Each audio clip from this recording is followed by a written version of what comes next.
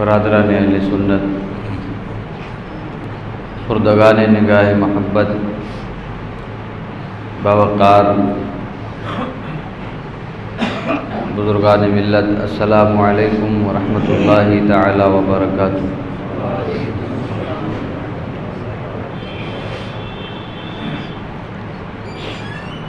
نحمده ونصلي ونسلم على رسوله الكريم، اما بعد فاعوذ بالله من الشیطان الرجیم، بسم اللہ الرحمن الرحیم۔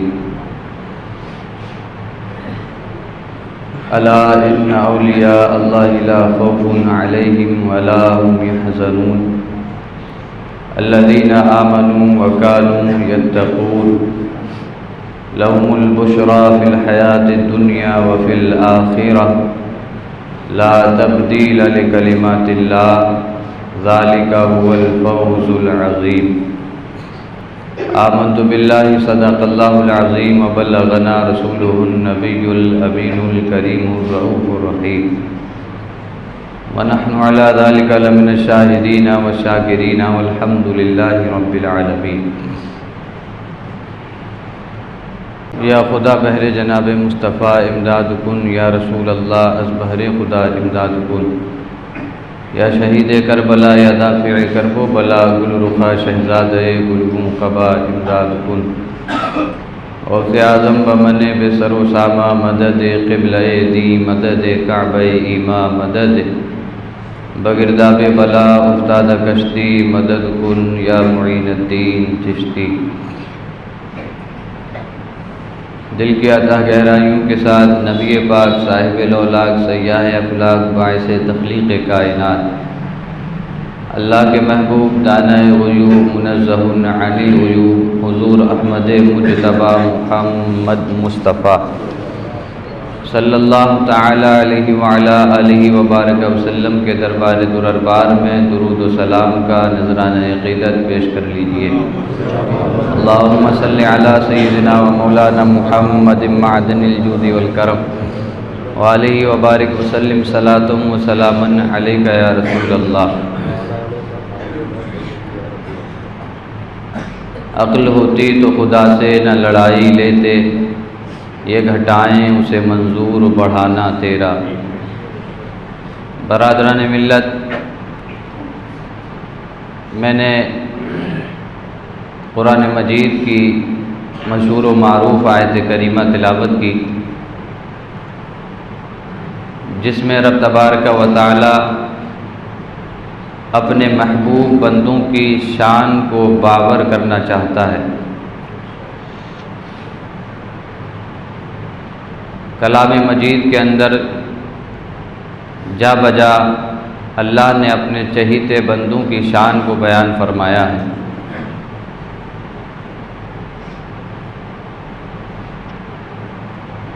قرآن مجید اللہ کا مقدس کلام ہے۔ ابتداءً قرآن مجید کی روشنی میں اللہ کے چہیتے اور محبوب بندوں کی شان ملاحظہ فرمائیں گے، پھر وقت رہا تو انشاءاللہ حدیث شریف کی طرف بھی رخ کرنے کی کوشش کریں گے۔ رب تبارک و تعالی نے ارشاد فرمایا، الا سنو، انا بے شک اولیاء اللہ، اللہ کے ولی، لا خوف علیہم ولا هم يحزنون، ان پر نہ ہی کوئی خوف ہوتا ہے اور نہ ہی کوئی غم۔ الذین آمنوا وکانوا یتقون، یہ وہ ہیں جو ایمان لائے اور تقوی اختیار کرتے ہیں۔ لہم البشریٰ فی الحیاۃ الدنیا وفی الآخرہ، ان کے لیے خوشخبری ہے دنیا و آخرت میں۔ لا تبدیل لکلمات اللہ، اور اللہ کی باتیں بدل نہیں سکتی۔ ذالک هو الفوز العظیم، اور یہی بڑی کامیابی ہے۔ اس آیت کریمہ کے اندر رب تبارک و تعالی نے حرف تنبیہ اللہ کے ذریعے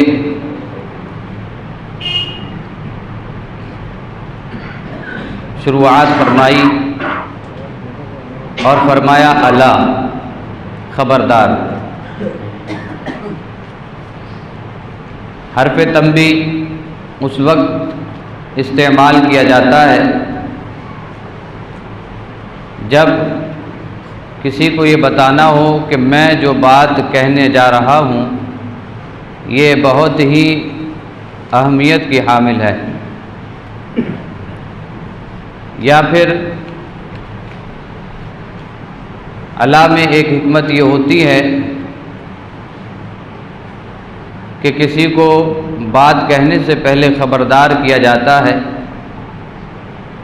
تاکہ آنے والی بات کو ہلکے میں نہ لیا جائے اور اس کے خلاف کوئی بات نہ بولی جائے۔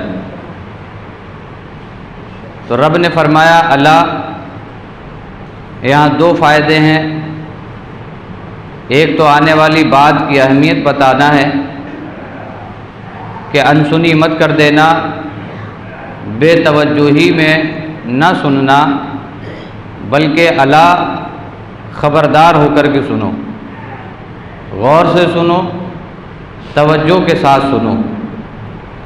رب تبارک و تعالی نے الا کے ذریعے اپنے بندوں کو متنبہ کیا کہ میں جو بات بیان کرنے جا رہا ہوں یہ بہت ہی اہمیت کی حامل ہے۔ پھر رب تبارک و تعالی نے حرف تنبیہ پر ہی اکتفا نہیں فرمایا، بلکہ تاکیداً رب نے حرف مشبہ بفعل کا استعمال بھی فرمایا اور ارشاد فرمایا الا ان، خبردار، غور سے سنو، ان، بے شک۔ آنے والی بات ان حروف کے ذکر کرنے سے معلوم ہوتی ہے کہ بہت ہی اہمیت کی حامل ہے اور سننے والی بات ہے، ورنہ رب تبارک و تعالی چاہتا تو بغیر تنبیہات کے، بغیر تاکیدات کے ذکر فرما دیتا، اور رب کا کلام ہونے کی حیثیت سے ہمارے لیے آمنا، سلمنا، صدقنا کہنا واجب و ضروری ہوتا۔ لیکن ہم اور آپ یا تو ماضی جانتے ہیں یا حال کی خبر رکھتے ہیں، مستقبل کی خبر ہمیں نہیں۔ رب تبارک و تعالیٰ کو معلوم تھا کہ ایک زمانہ ایسا بھی آئے گا کہ لوگ ولیوں کا بھی انکار کریں گے، ولایت کا بھی انکار کریں گے، کوہ چمار کی حیثیت ولیوں کو دینے کی کوشش کریں گے۔ تو رب تبارک و تعالیٰ نے مستقبل کا لحاظ فرماتے ہوئے ارشاد فرمایا الا، خبردار، غور سے سنو، انسنی مت کر دینا، انا، بے شک، اولیاء اللہ، اللہ کے ولی، لا خوف علیہم، ان پر کوئی خوف نہیں ہوتا، ولا هم یحزنون، اور یہ غمگین بھی نہیں ہوتے۔ اولیاء اللہ، اولیاء یہ جمع ہے ولی کی، اللہ اس میں جلالت ہے، اور جب جمع کی اضافت کی جائے تو استغراق کا فائدہ دیتی ہے۔ درس نظامی کے طلبہ موجود ہیں تو یہ سمجھیں گے کہ استغراق وہ ہوتا ہے جو اپنے اندر تمام افراد کو سما لیتا ہے۔ اولیاء اللہ سے کوئی ولی بھی خارج نہیں، اگر ولی ہے تو وہ اولیاء اللہ میں داخل ہے۔ انہی کے تعلق سے رب نے فرمایا لا خوف علیہم ولا هم یحزنون، یہ جو میرے بندے ہیں جنہیں میں نے محبوبیت عطا کی ہے، جنہیں میں چہیتا کہتا ہوں، اور جن کے ذکر کے لیے میں نے تنبیہات، تاکیدات کا استعمال کیا ہے، انہیں ہلکے میں مت لینا۔ اگر ان کی شان کے خلاف کوئی کام کر جاؤ گے تو تمہارے ایمان کے لیے خطرہ بن جائے گی۔ رب تبارک و تعالیٰ نے اسی آیت کریمہ کو بطور جملہ اسمیہ کے ارشاد فرمایا، جملہ فعلیہ کے استعمال نہیں فرمایا اور جملہ اسمیہ استمرار و دوام کا فائدہ دیتا ہے۔ یعنی اب مطلب یہ ہوا، خبردار غور سے سنو، بے شک اللہ کے ولی ان پر نہ ہی کوئی خوف ہوتا ہے اور نہ ہی کوئی غم ہوتا ہے۔ مطلب یہ ہے کہ یہ خوف اور یہ غم ایسا نہیں ہے کہ چند دن، چند گھنٹے یا چند مہینوں کے لیے ہوگا، بلکہ دوام و استمرار ہے۔ یہ جب تک رہیں گے اور جب تک یہ ولایت پر فائز رہیں گے، ان کے پاس خوف بھٹک بھی نہیں سکتا ہے اور انہیں کوئی رنج غمگین کر بھی نہیں سکتا ہے۔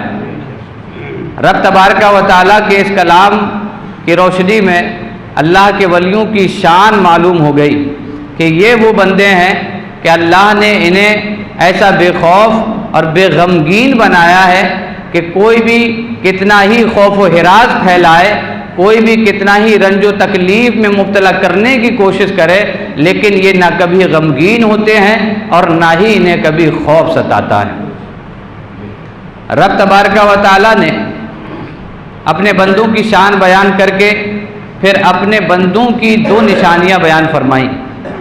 اولیاء اللہ کی دو نشانیاں بیان فرمائیں، الذین آمنوا وکانوا یتقون۔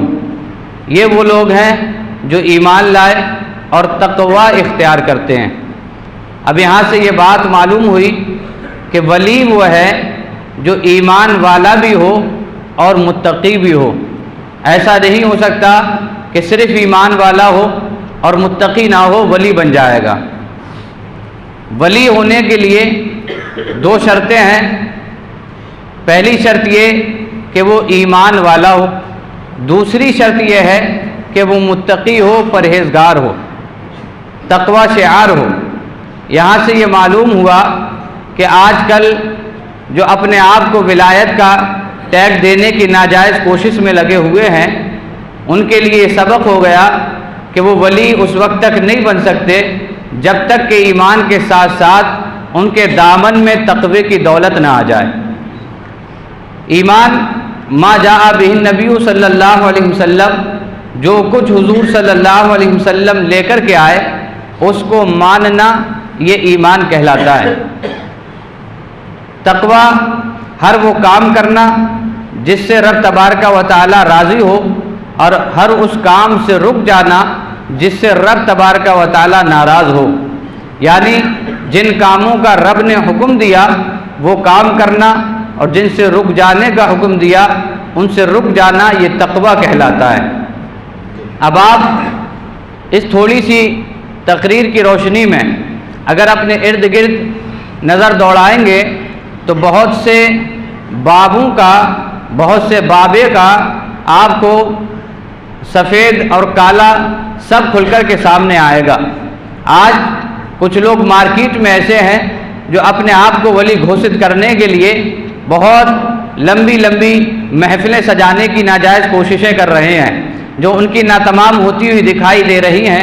تو اس آیت میں رب نے اپنے ولیوں کی شان بیان کرنے کے ساتھ ساتھ اپنے ولی کی پہچان بھی بتا دی کہ تمہیں اگر کوئی گوری چمڑی والا دکھے، اگر کوئی تمہیں گورا چٹا نظر آ جائے، اگر کوئی تمہیں بڑے بڑے بالوں والا نظر آ جائے، اگر کوئی تمہیں پورا بساط کھانا اپنے ہاتھوں میں لے کے چلنے والا نظر آ جائے، اگر تمہیں گلے میں بڑی بڑی تسمیاں ڈالنے والا نظر آ جائے، اگر تمہیں لمبے لمبے کرتے پہننے والا نظر آ جائے، اگر تمہیں کالے پیلے رنگ کے کپڑے پہننے والا نظر آ جائے، تو اس کے یہ کالے پیلے کپڑوں میں گم مت ہو جانا، اس کے لمبے لمبے بالوں میں گم مت ہو جانا، اس کی گوری گوری چمڑی دیکھ کر کے فدا مت ہو جانا، بلکہ اگر تمہیں ولی کی پہچان کرنا ہے تو قرآن کی آیت پڑھنا اور پھر اس شخصیت کو اپنے سامنے رکھنا۔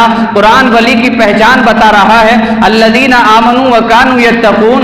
ولی وہ ہوتا ہے جو ایمان لانے کے ساتھ ساتھ متقی بھی ہوتا ہے، یعنی تقوی شعار ہوتا ہے، یعنی ہر وہ کام کرتا ہے جس سے رب تبارک و تعالی راضی ہوتا ہے، اور ہر اس کام سے اپنے آپ کو روک لیتا ہے جس سے رب ناراض ہوتا ہے۔ یہ قاعدہ کلیہ میں مل گیا کہ اگر کسی ولی کی پہچان کرنا ہے تو قرآن کی روشنی میں یہ ہے کہ اس کے اندر ایمان دیکھیں گے، ایمان کے بعد تقوی دیکھیں گے. اگر وہ متقی و پرہیزگار ہے تو ہمارے سر کا تاج ہے، اور اگر تقویٰ اس کے دامن میں بالکل بھی نہیں ہے تو پھر ہمارے پیر کی جوتی بننے کے لائق بھی نہیں ہے.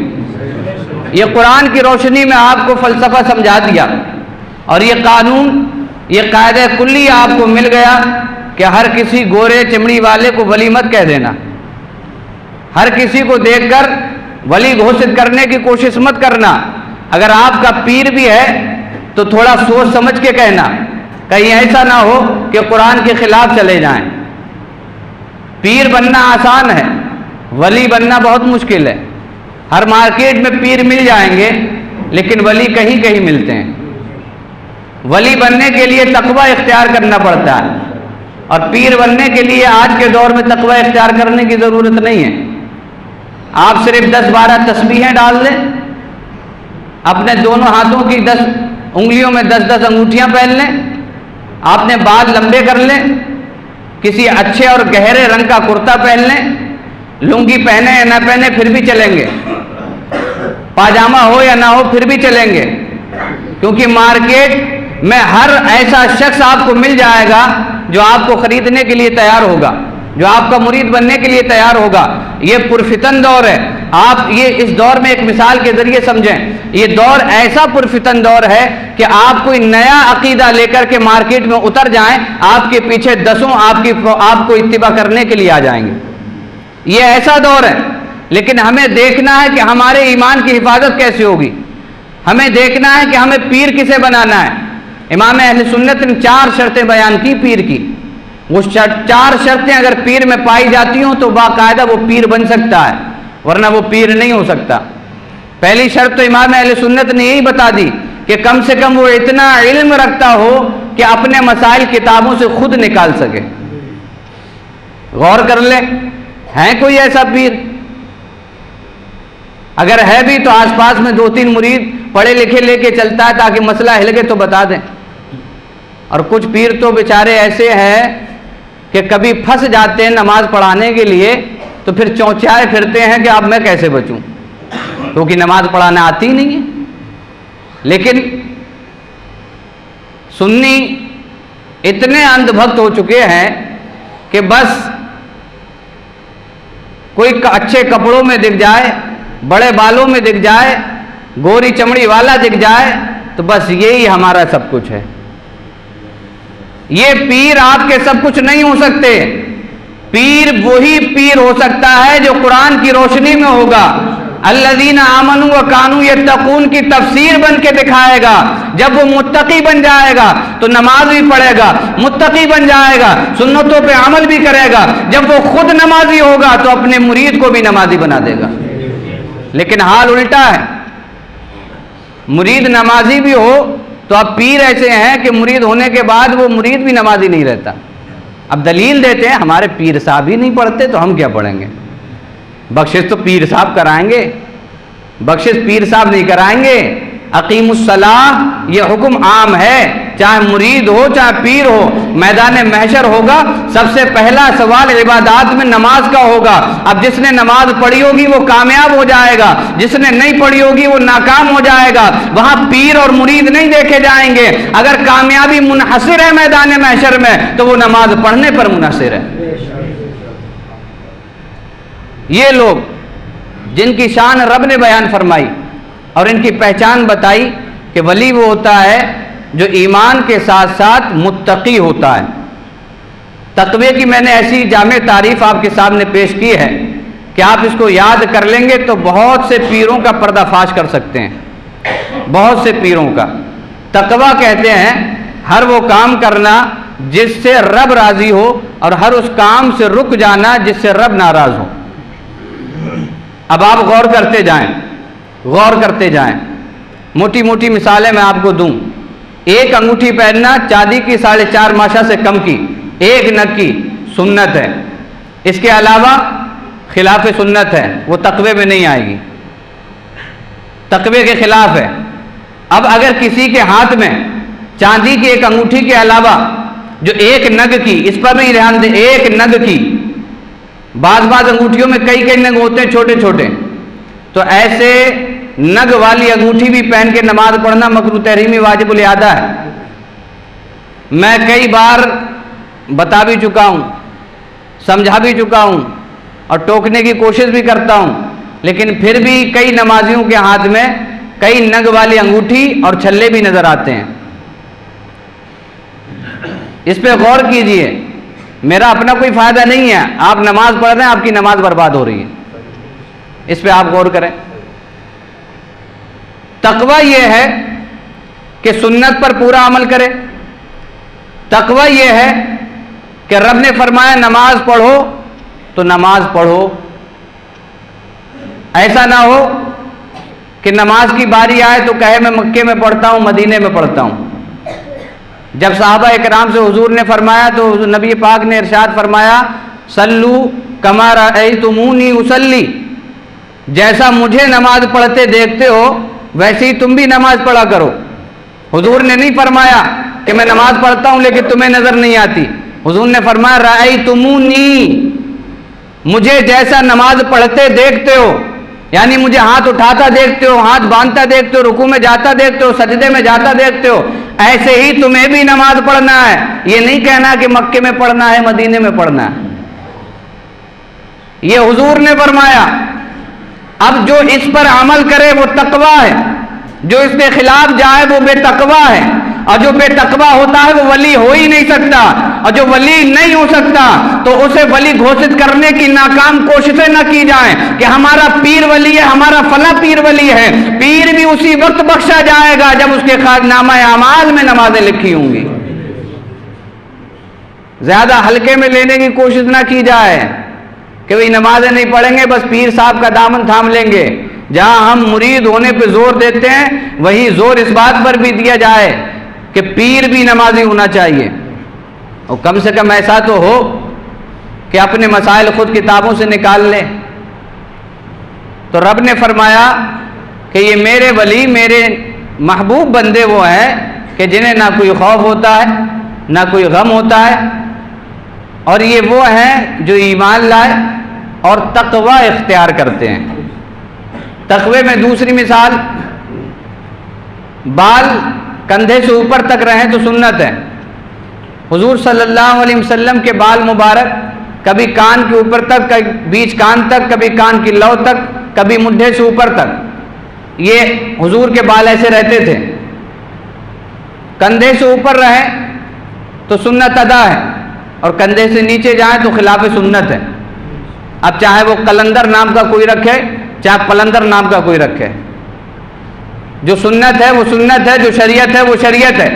شریعت کے خلاف کبھی کوئی ولی نہیں جا سکتا، ولی تو چھوڑیے جو سالک ہوتا ہے، اعلیٰ حضرت فرماتے ہیں شریعت کے خلاف مجذوب بھی نہیں جا سکتا، شریعت کے خلاف مجذوب بھی نہیں جا سکتا۔ مجذوب کسے کہتے ہیں؟ جسے اپنے حال کی خبر ہی نہیں ہوتی ہے۔ آپ نے دیکھے ہوں گے کچھ مجذوب جن کی زبان پہ بس گالیاں ہی گالیاں رہتی ہیں، وہ مجذوب ہوتے ہیں۔ اعلیٰ حضرت کے دور میں بھی ایک ایسے ہی مجذوب تھے، اعلیٰ حضرت فرماتے ہیں ان کی بارگاہ میں جو بھی جاتا تھا اسے گالیاں سناتے تھے، لیکن وہ مجذوب تھے۔ اعلیٰ حضرت نے الملفوظ میں فرمایا کہ مجذوب بھی شریعت کے خلاف نہیں جا سکتا، چہ جائے کہ سالک جسے ہوش و حواس پورا ہو وہ شریعت کے خلاف کیسے جائے؟ مجذوب بھی نہیں جا سکتا۔ وہاں پہ اعلیٰ حضرت نے ایک پورا واقعہ نقل فرمایا، پورا واقعہ ایک نقل کیا کہ ایک مجذوب صاحب تھے جو چوڑی پہنا کرتے تھے۔ امام صاحب نے ایک بار جمعہ پڑھانے جا رہے تھے، کہہ دیا کہ بھائی چلو نماز کے لیے۔ اب ان میں اتنی ہمت نہیں تھی یہ کہتے کہ میں نماز پڑھنے نہیں جاؤں گا، لباس چینج کیا، نماز پڑھنے پہنچ گئے، یعنی شریعت کے خلاف کوئی کام نہیں کیا، لیکن مجذوب تھے۔ نماز کی حالت میں جیسے امام صاحب نے کہا اللہ اکبر، ویسے ہی پوری پہلی والی حالت پھر سے پلٹ آئی، ہاتھوں میں چوڑیاں، لباس زنانہ، یہ سب آپ کا پلٹ آیا۔ خلاصے کلام یہ کہ مجذوب بھی شریعت کے خلاف نہیں جا سکتا۔ اب سالک کیسے جائے؟ اور ولی شریعت کے خلاف نہیں جاتا۔ تو تقوی یہ ہے کہ ہر وہ کام کرنا جس کا رب نے حکم دیا، اور اس کام سے رک جانا جس سے رب نے روک دیا ہے۔